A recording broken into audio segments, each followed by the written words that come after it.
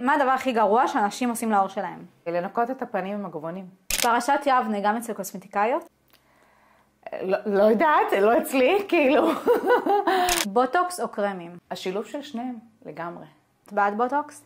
אני בעד בוטוקס, אני בעד חומצה הילורונית, אני בעד אפילו ניתוחי פנים, כשצריך. אני בעד רופאים. אני חושבת שהשילוב של קוסמטיקאית ביחד עם רופא, שילוב של חומרים פעילים שמשמרים את הבוטוקס, שמשמרים את החומצות ההילורוניות, זה הוואו. כי אם את לקוחה שמזריקה בוטוקס כל 3 חודשים, ואת תמרחי קרמים עם חומרים פעילים, את תוכלי למתוח את השלב בין ההזרקות ל9 חודשים וגם לשנה. וזה מה שקורה אצל הלקוחות שלי. אז זה שווה את זה. למה? כי הן משתמשות בחומרים פעילים. והן חוסכות כסף על הדרך, כמובן.